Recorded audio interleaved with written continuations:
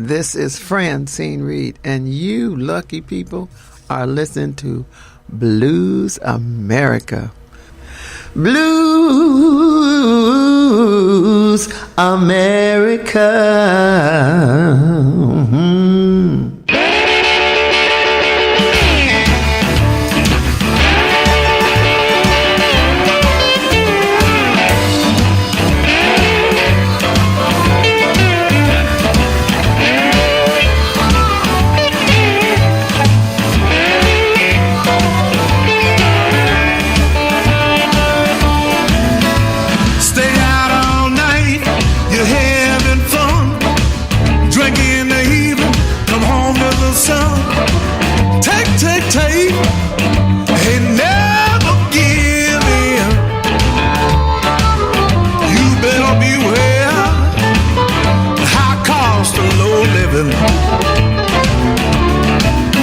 Never pay for your drinks, it's the thrill of the ride.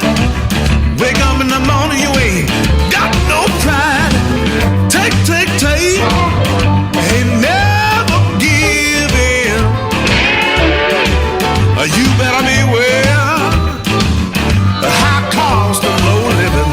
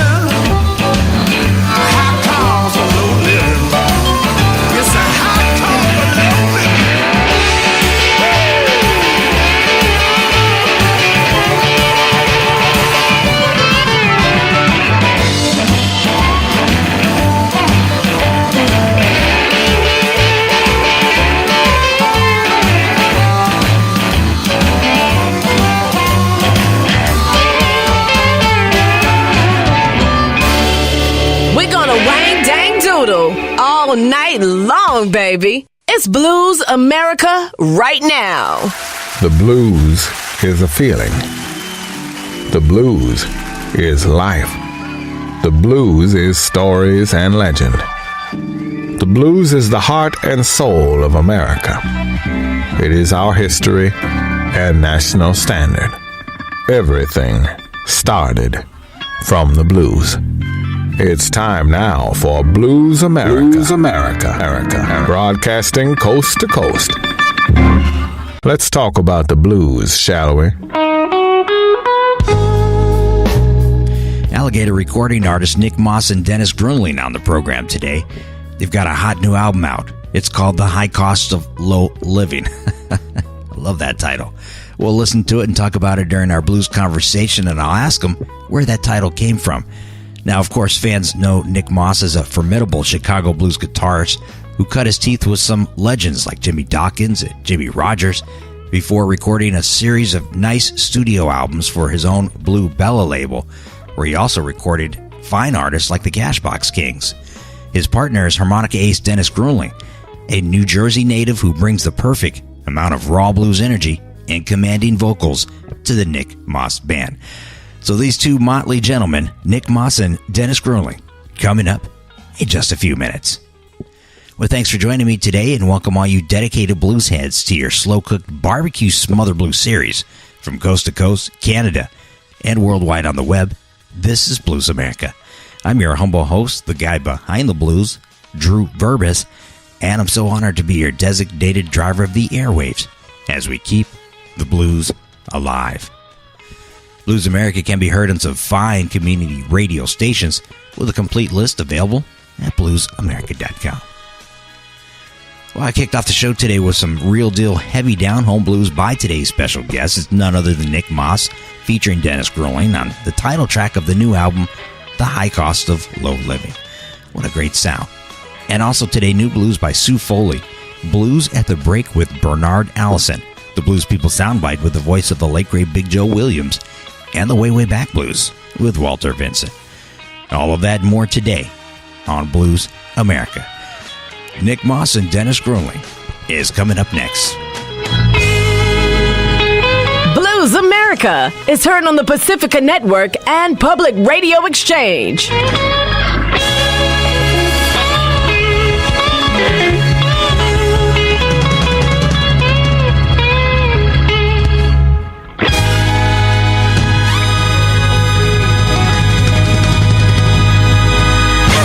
Blues America is recorded and produced at the Chico Chisholm Memorial Studio. It's Chico Chisholm, the blues man. Hi, this is Ronnie Baker Brooks. You're listening to my man Drew on Blues America. Let's keep these blues alive, y'all.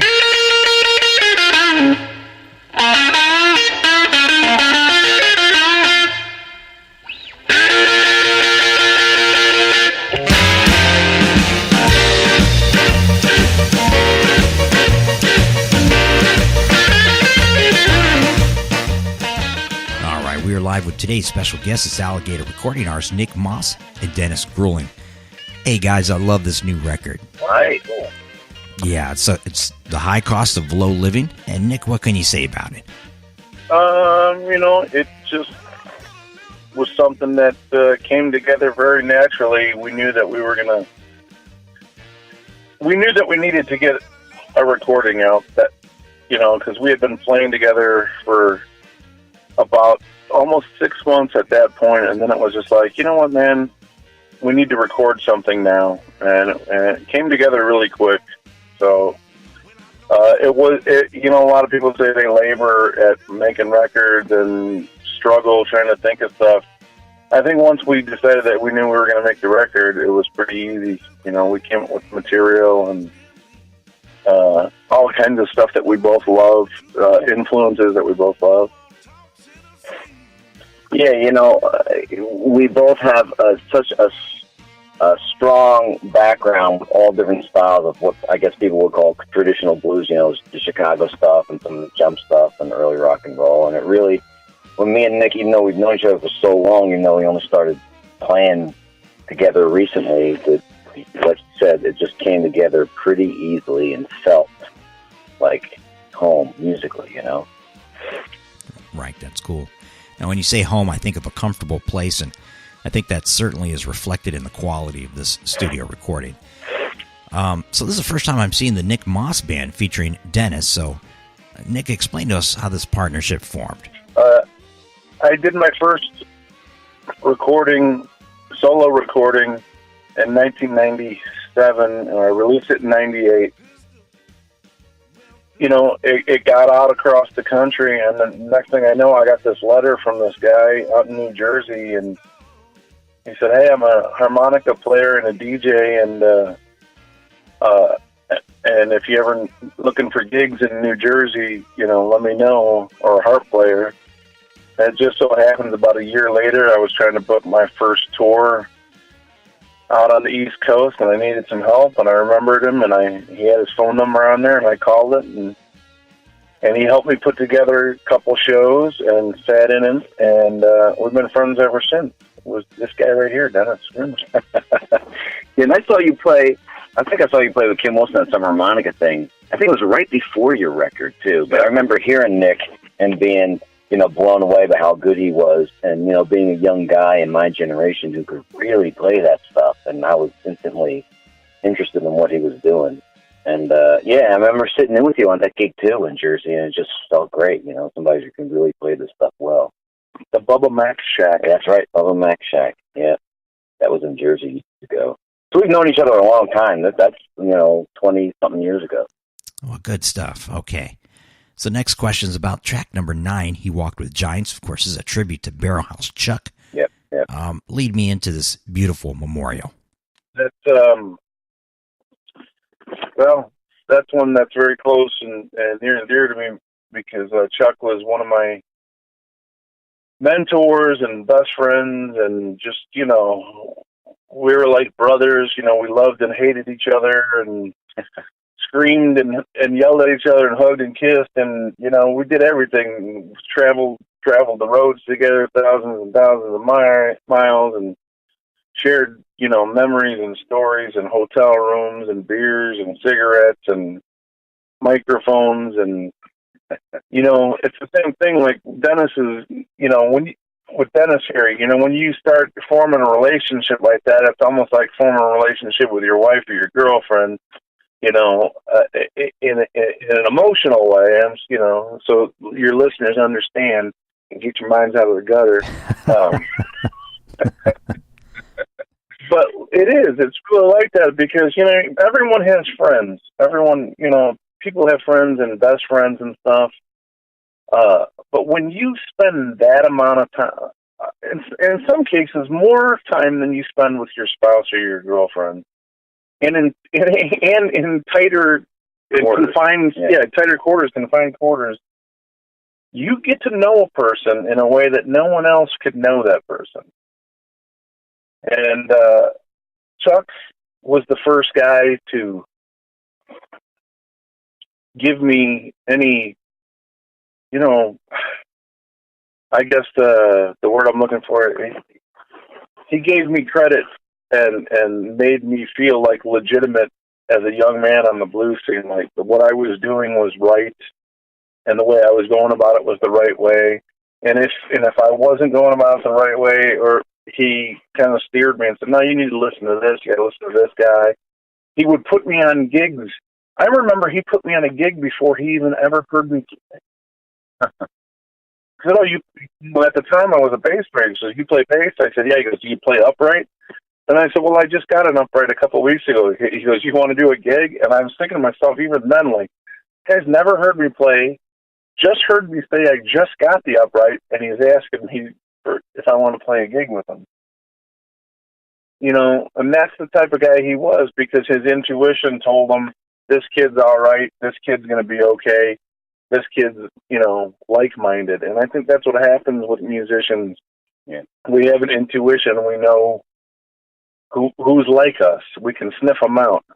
Yeah, for sure. And anyways, Chuck's death was untimely. Cancer sucks, and I miss him every day. I was in the hospital room when he took his last breath, and I don't want people to forget about Chuck. And sadly, there's not a lot of enough people that know about Chuck and how incredible he was. He was probably one of the last purveyors of traditional, Chicago blues that could, that had that kind of repertoire underneath. I mean, he could play everything, and we've been lucky because the young man that's in my band now, Taylor, he got to befriend Chuck before Chuck passed away, and they became pals and passed on some of his knowledge to Taylor, and Taylor has not taken that lightly. In fact, he's really stepped forward and